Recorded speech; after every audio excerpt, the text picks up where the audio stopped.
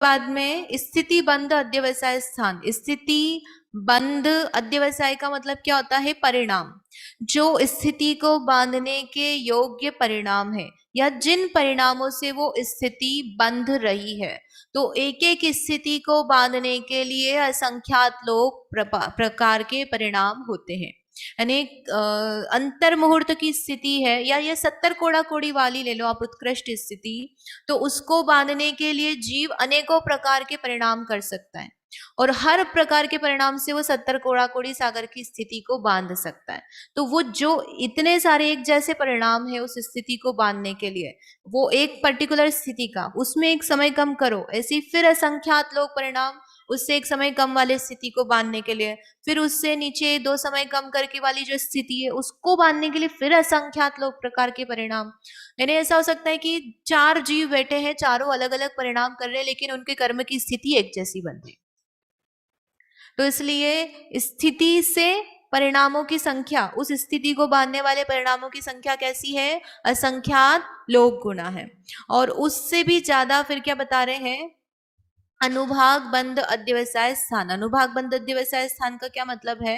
कि जो स्थिति है उसमें फल भी पड़ेगा, अनुभाग भी पड़ेगा ना, किस तरह का फल देगा। तो उस पर्टिकुलर स्थिति में उस स्थिति परिणाम के अंतर्गत अनुभाग भी अलग अलग प्रकार का पाया जाए। तो 70 कोड़ा कोड़ी सागर की स्थिति बांधी है तो उसमें हर प्रकार का अनुभाग हो सकता है। वो जितने प्रकार का अनुभाग होगा उससे संबंधित परिणाम भी असंख्यात लोक प्रमाण होंगे। या इसको ऐसा समझ सकते हैं कि एक स्थिति है,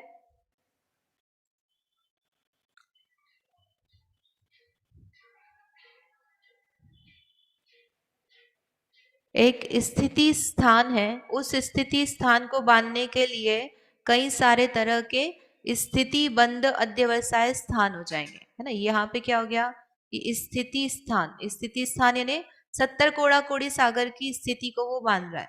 तो यहाँ पर कितने परिणाम है? ये बहुत सारे प्रकार के परिणाम है और हर एक परिणाम में फिर वो जो उसके अनुभाग बंध के बंधने वाले परिणाम होंगे वो कैसे हो जाएंगे?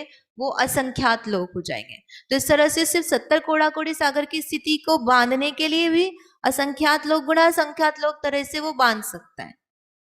ऐसा उसमें बहुत सारे भेद हो जाएंगे। तो फिर अनुभाग ही आप देख लो कितने तरह से बंध सकता है। तो इसमें फिर आपको अल्प बहुत समझ में आ जाएगा कि जो अनुभाग बंध अध्यवसाय स्थान है वो सबसे आखिरी में क्या करा है? उसको असंख्यात गुणा किया और फिर सबसे उसके भी आगे क्या किया है? कारमाण वर्गणाएं ना, अनंती होते हैं पुद्गल वर्गणाएं, तो डेफिनेटली कैसी है? अनंत के फॉर्म में पाई जा रही। तो जो समय प्रबद्ध भी बन रहा है वो कैसा है? अनंत, अनंत गुणा है ना, वो अनंत गुणा ही आएगा क्योंकि वो असंख्यात से आप अनंत पर आ रहे हो तो अनंत का गुणा किए बिना तो अनंत बनेगा ही नहीं। तो इस तरह से योग स्थान सबसे कम, उससे प्रकृति संग्रह, उससे असंख्यात गुणा। अब इस असंख्यात गुणा से जो स्थिति के भेद है वो कितने हैं? संख्यात पल्य। सारे कर्मों की स्थितियों को आप टोटल कर लो, सागरों में ही है सारी कर्मों की स्थितियां, तो वो सागरों में है और एक सागर बराबर 10 कोड़ा कोड़ी पल्य होता है, तो संख्यात है। तो इसलिए सारी की स्थिति भी आप जोड़ोगे तो संख्यात पल्य। तो इसलिए है संख्यात पल्य, लेकिन पल्य अपने आप में असंख्यात राशि है। इसलिए प्रकृति से स्थिति के भेद कैसे हो गए? असंख्यात गुणा। फिर स्थिति से ये इतना पूरा प्रमाण जो है ऊपर का वैसे आ गया और उसमें स्थिति के जो हर एक स्थिति स्थान के लिए परिणाम जो है वो असंख्यात लोग। फिर उस हर एक स्थिति में जो अनुभाग के परिणाम है वो कैसे हो गए? असंख्यात लोग। इस तरह से एक से दूसरा बढ़ते हैं और इसको आप विशेष किस तरह से इनका कॉम्बिनेशन बनता है ये सब हमने भव्य मार्गणा में देखा था, वहां पर आप विशेष दे सकते हैं। इस तरह से हमारा योग स्थान का प्रकरण पूरा हुआ। बोलिए महावीर भगवान की। तो क्या लाभ हुआ है ना, अभी मैं आखिरी में कहूंगी, अब आपको ये बताना है कि लाभ क्या हुआ है। लाभ के पहले आप कुछ प्रश्न पूछना चाहते हैं? प्रश्न पूछना चाहते हैं कि बताना चाहते हैं? पूछिए। एक मिनट, वो आपने अभी उस समय कहा था कि जो 6 वर्षों में उसको किसी भी रूप से उपयोग कर सकते हैं, मतलब या टीवी देखें या भगवान के दर्शन करें। परंतु हमने तो देखा एक व्यक्ति को कि मतलब वो घर पे रामायण वगैरह तो पढ़ लेता था, पर दूध वाला था तो रुपए वगैरह नहीं गिन पाता था। तो उस जाति का क्षयोपशम स्वतंत्र होता है या नहीं? नहीं आया प्रश्न हाँ, समझ? समझ में तो आ गया। क्या रुपए नहीं गिन पाता था? हाँ। तो उसको ज्ञान ही ना, उसने प्रयोग नहीं किया, सीखा नहीं वो।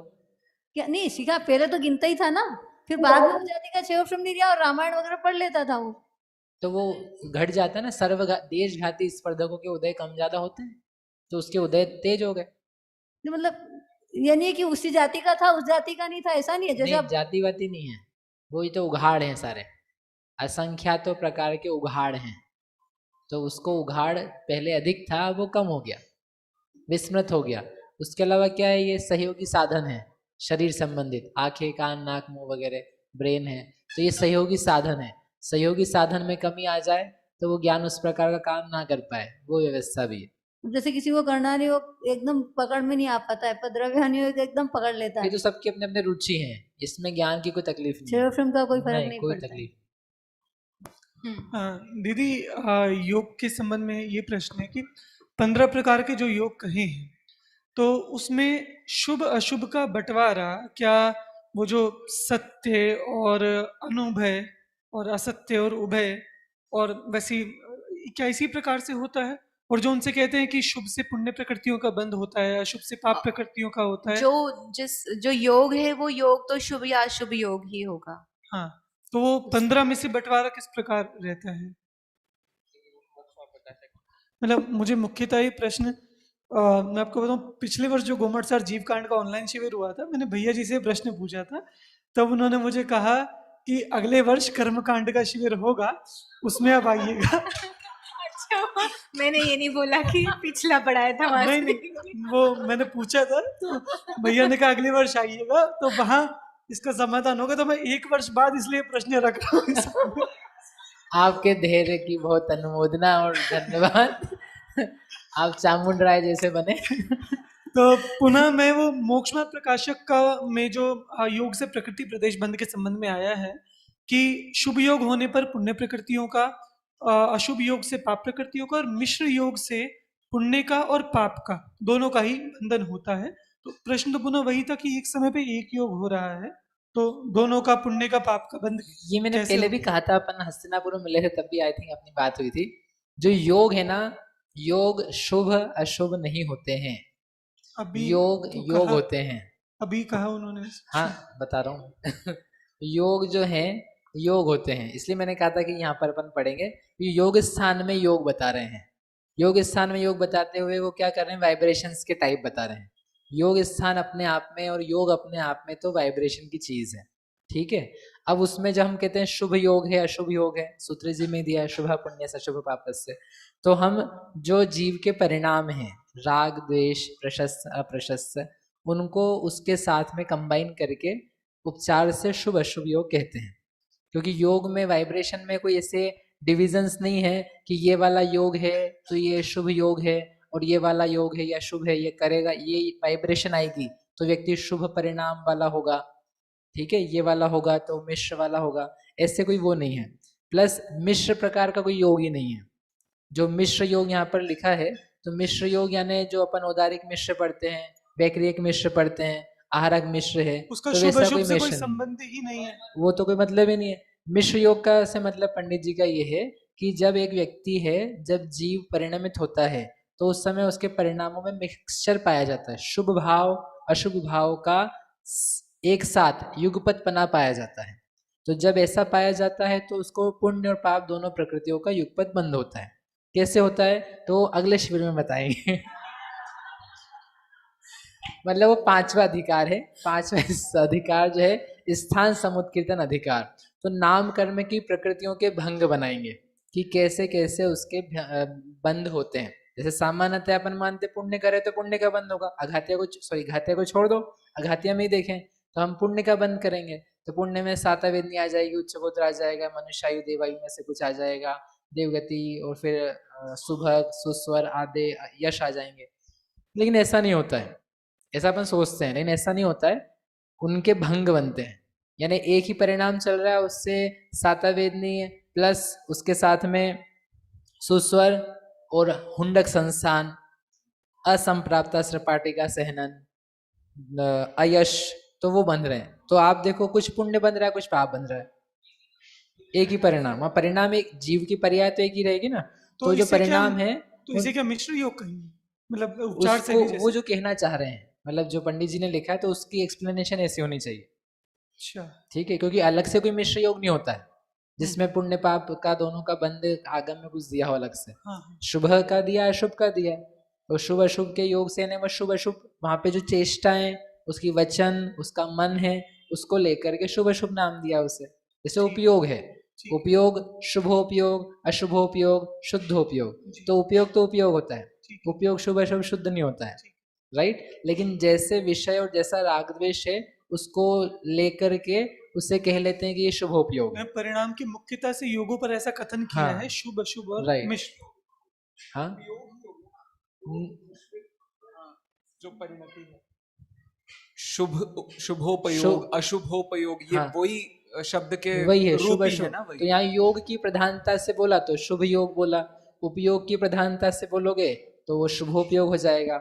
सम्यक तो क्या हम भेद कर लेते हैं, सराग वीतराग सम्यक्त्व। अब सम्यक तो सम्यक होता है, तो वो चारित्र के ही सब जो रूप हैं वो दूसरे दूसरे में लगा करके नाम चल रहे हैं। भैया इस तरह से मिश्र योग तो हर समय हुआ जब हर समय पुण्य और पाप प्रकृति दोनों का बंधन हो रहा है। नहीं, हर समय जरूरी नहीं कि पुण्य पाप का बंध हो ही। कोई पापी हो तो पाप का ही बंध करे, कोई अच्छा, धर्मात्मा हो तो उस समय अकेला कोई विशिष्ट परिणाम है कि पुण्य का ही बंद कर रहा है। आघातियों के भेद से हाँ, बात कर रहे हैं ना? अघातियों से, घातिया में आघातियों से में, मतलब ही नहीं है। नहीं घातियों का नहीं, और आघातियों में कभी ऐसे होते हैं ज्यादातर परिणाम कि वहां पर पुण्य पाप दोनों का बंध होता है। दोनों का भी होता है, एक ही। ऐसे। माइक मिश्र योग में जो सत्य मनो, उभय मनोयोग और उभय वचन योग, इन दोनों को मिश्र योग के कहने की अभी प्ररूपणा चल रही है। नहीं नहीं आएगा। बोलते, नहीं। अच्छा, सब ये प्रकृति बंध का जो परिवर्तन हो रहा है, कभी शुभ बन रही कभी अशुभ बन रही, इसमें निमित्त अपन कषाय ले रहे हैं, हाँ, परिणाम ही कह रहे हैं। क्योंकि प्रायः प्रकृति बंध जो है वो योग के निमित्त से होती है, ऐसा कहा जाता है। तो एक कार्य होने माने एक कारण है। हाँ। वहां पर योग तो पाया ही जाएगा, योग कंपलसरी कारण है क्योंकि वो 13वें तक पाया जाता है। हाँ। तो उसको लेके प्रकृतियों का और प्रदेश का योग से संबंध बिठाते हैं। जैसे जब कषाय का अभाव है वहां योग है, तो हाँ। वहां पर नियामक कौन रहेगा कि इतनी प्रकृतियां बंधेंगी? वो योगी नियामक है वहां अकेला, क्योंकि योगी बचा है ना आपके पास, कुछ कारण भी नहीं है, कुछ दूसरे रीजंस ही नहीं है। वो जो उदय होते हैं वो उदय भी रीजंस बनाए जाते हैं। ज्ञानावरण के उदय हैं, वे ज्ञानावरण के बंध के कारण है। दर्शनावरण के उदय हैं, वे दर्शनावरण के बंध के कारण है। कहाँ पर आएगा ये प्रकरण? अब अपन ने कहाँ 11वें। पढ़े? उत्तर उत्तर प्रकृतियों के, ये अध्यवसान स्थान जो है उसमें से सिद्ध होता है। कैसे होता है वो अपन बाद में देखेंगे। हो गए सबके क्वेश्चन? ये जो प्रदेश परिस्पंदन योग है हाँ, और उससे प्रकृति प्रदेश बंद होता है, तो जो प्रदेश परिस्पंदन है तो वो स्वतंत्र स्वयं की योग्यता से, लेकिन क्या उसका कारण जीव के राग द्वेषमय भाव कर्मों को कहा जा सकता है? योग परिस्पंदन का कारण जीव के भाव कर्म। योग प्रदेश परिस्पंद का कारण है शरीर नाम कर्म का उदय, वो एक कारण है। ठीक है, और वो साथ में राग द्वेष हो ना भी हो तब भी प्रदेश परिस्पंदन होता है। हाँ, ऊपर क्योंकि बिना राग द्वेष वालों को भी प्रदेश परिस्पंदन है। हाँ। इसलिए वो मुख्य कारण नहीं है, शरीर नाम कर्म का उदय वो मुख्य अविनाभावी कारण है। निचले गुणस्थान वालों को साध में, तो एक कारण मैंने एक कार्य मैंने एक हाँ। कारण होते हैं। जैसे मंदिर जाने का भाव आया और फिर तदनुसार योगों की परिस्पंदना हुई, वो विशिष्ट योग हो गया। बाकी तो आप नी भी मंदिर का भाव करो तब भी योग तो होगा। कोई ना कोई अबुद्धि पूर्वक परिणाम तो होते ही है उस संबंधी। फिर तो योग तो चलता रहेगा। उपचार इसलिए करके कह दे राग द्वेष के कारण से योग नहीं होता है, क्योंकि बिना राग द्वेष वालों के भी योग पाए जाते हैं। ऐसे आपके प्रश्न तो हो गए, मेरे प्रश्न बाकी है। कौन कौन करके लाया है? करा भैया ने। और किस किस ने करा है?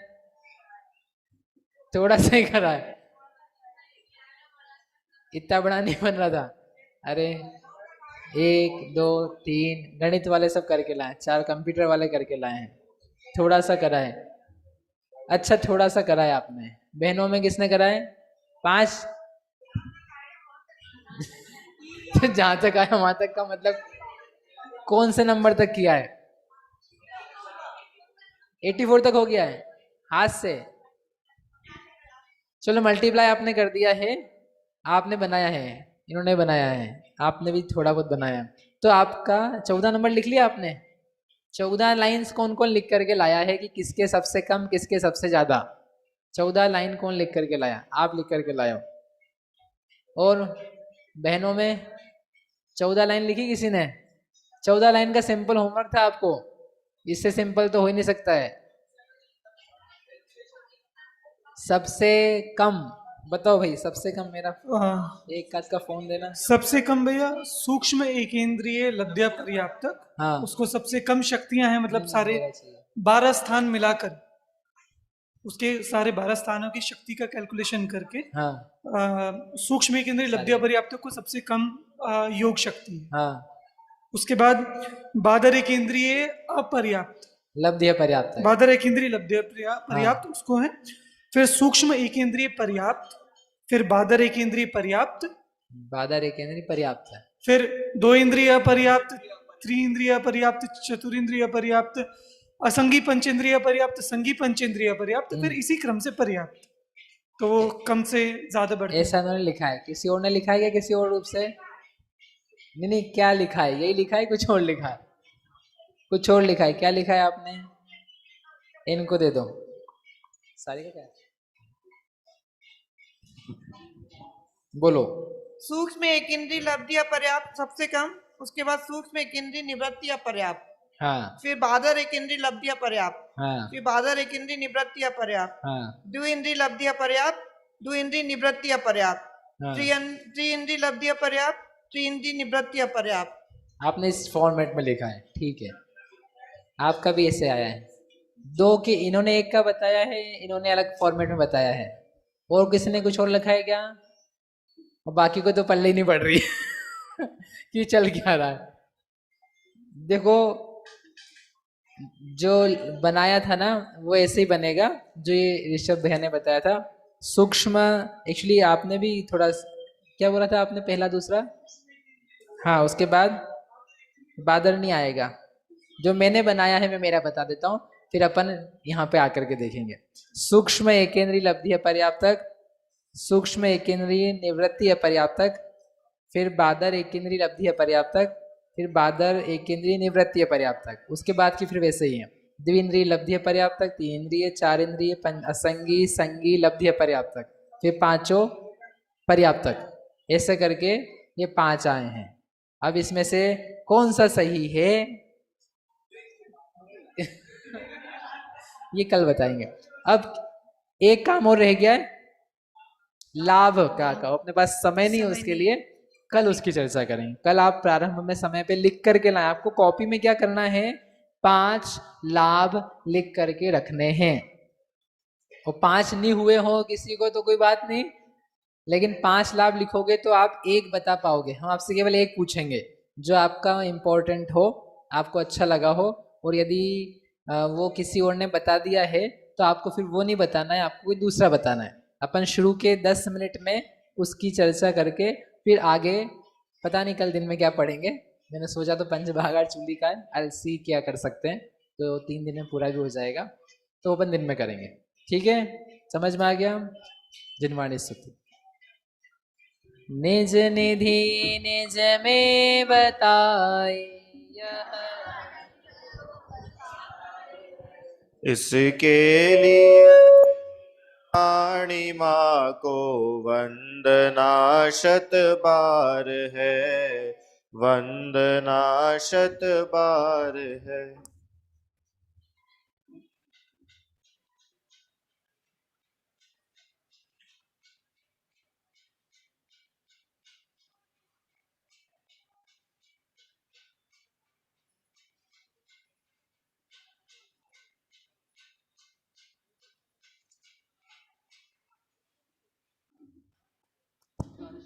द्वादशांग में जिनवाणी माता की जय, महान जैन धर्म की जय।